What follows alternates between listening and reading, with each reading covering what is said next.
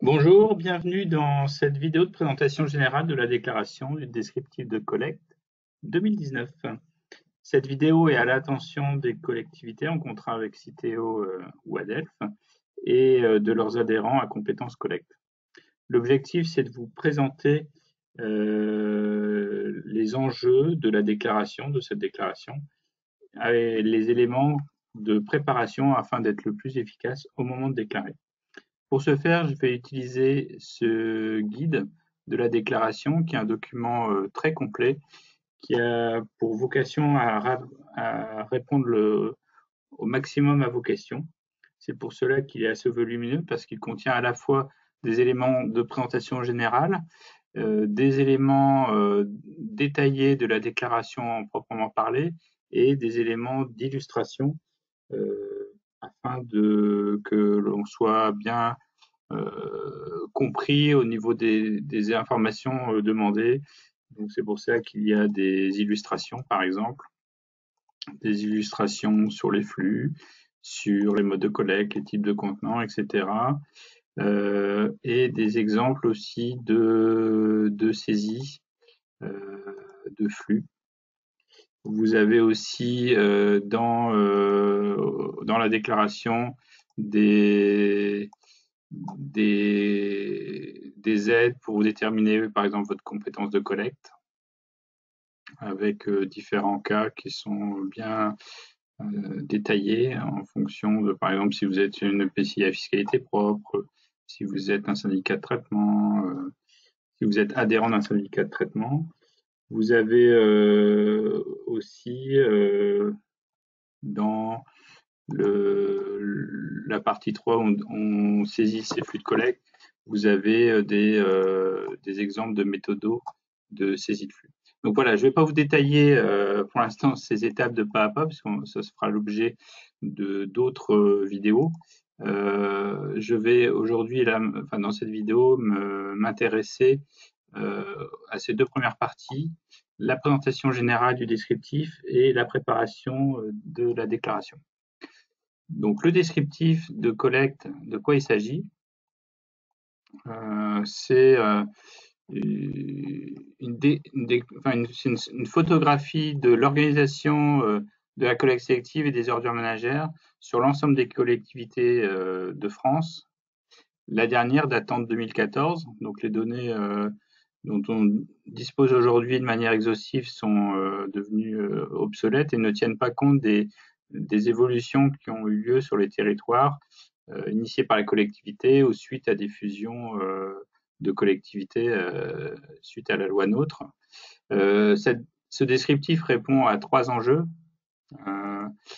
À la fois faire connaître l'organisation de la collecte sélective et des ordures ménagères à travers des publications qui pourront être faites et qui montreront l'évolution qui s'est faite entre 2014 et 2019, mais aussi donner aux habitants, à travers l'application des consignes de tri.fr, qui est une application smartphone et aussi un site internet, de donner aux habitants l'information précise en fonction des produits dont ils souhaitent se débarrasser ou recycler, dans quel contenant il faut le placer et quelle est la couleur du contenant.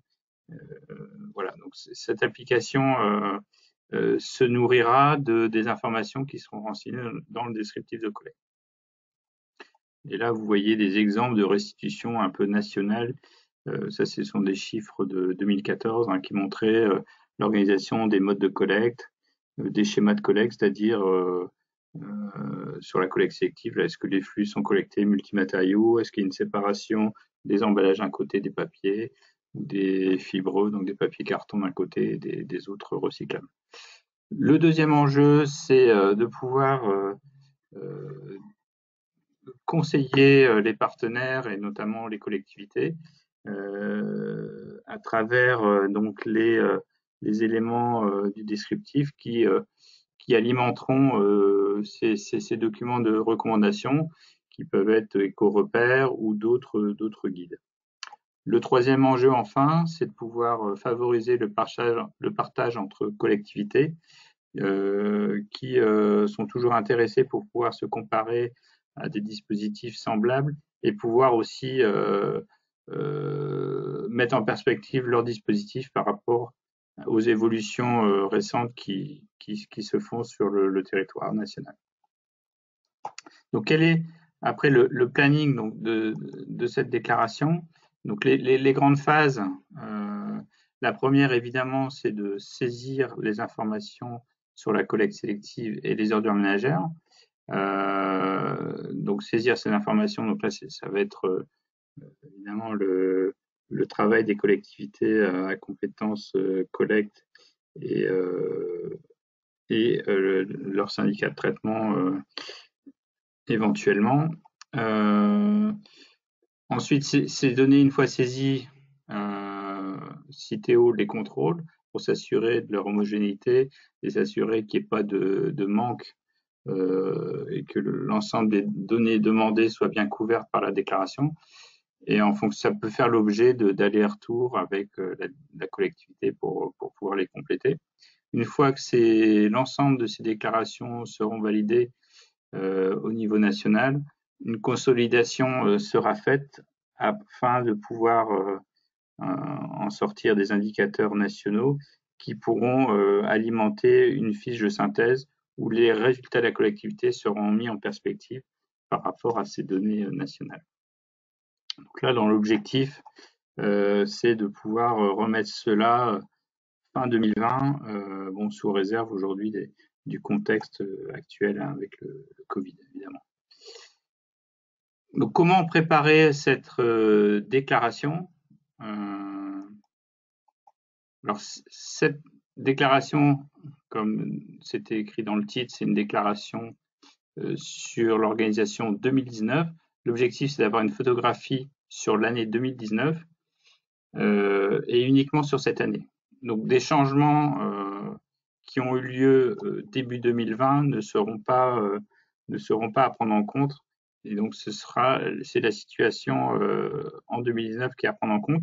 Par contre, s'il y a eu des changements en cours d'année 2019, il faut prendre la situation la plus récente, donc la situation au 31 décembre 2019. Quelles sont les données à déclarer? Ce sont les données de manière obligatoire, c'est les flux de collecte sélective, emballage en verre et les différents flux qui regroupent les autres emballages et les papiers. Et ce sont les flux d'ordures ménagères résiduelles.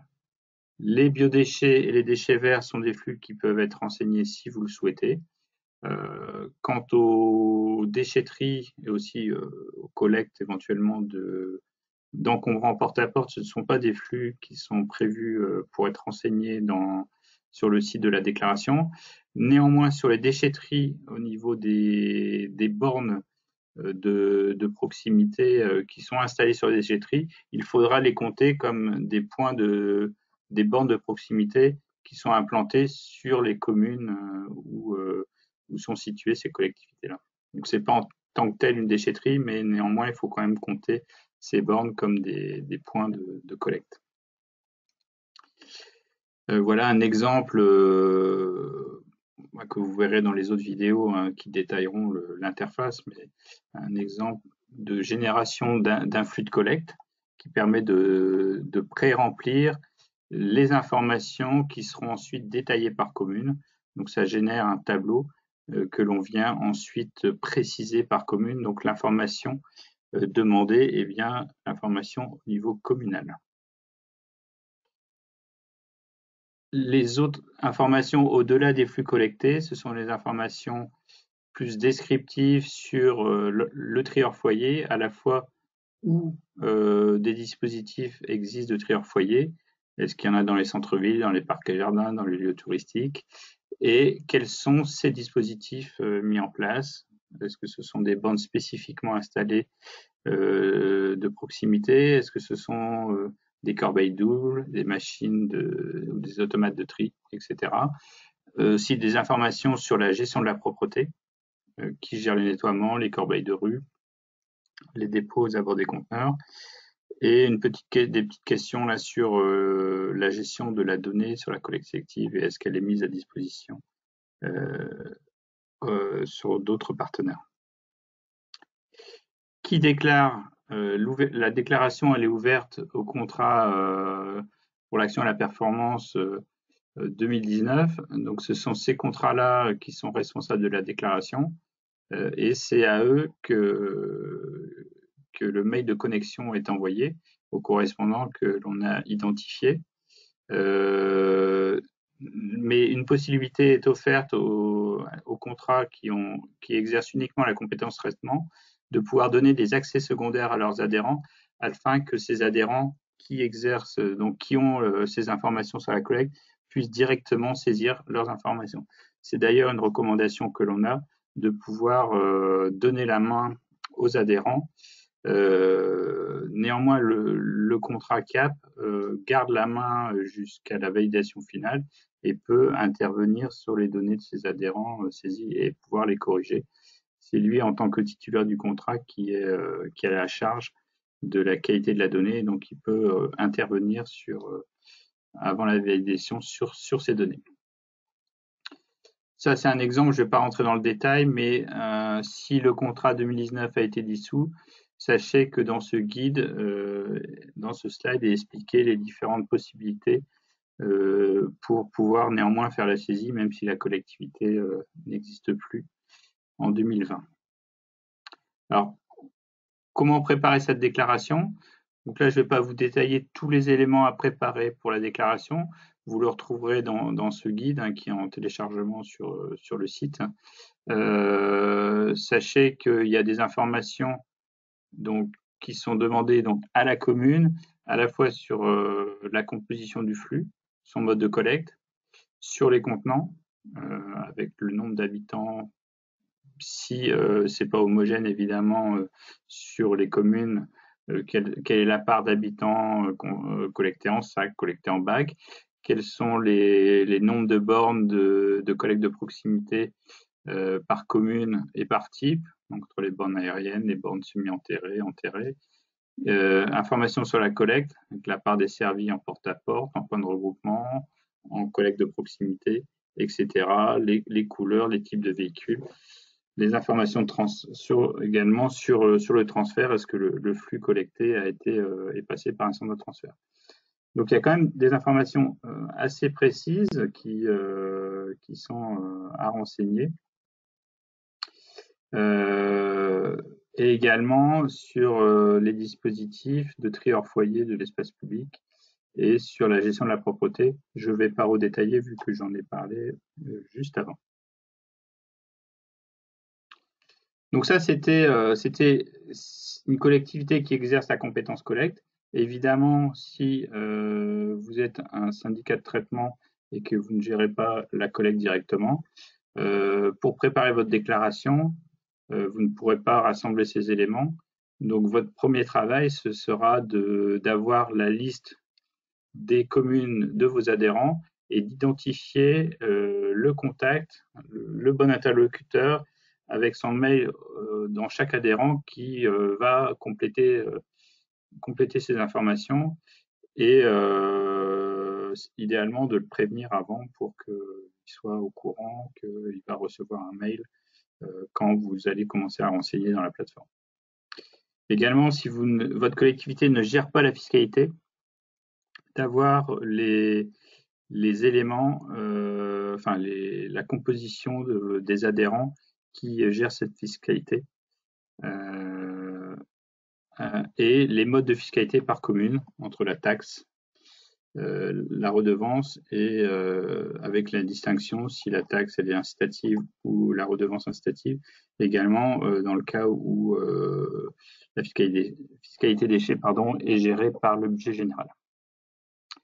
Voilà, j'en ai terminé sur cette présentation générale du descriptif de collecte et je vous invite à regarder les autres vidéos qui vous illustreront la déclaration pas à pas, les différentes étapes de la déclaration du descriptif de collecte. Merci de votre attention.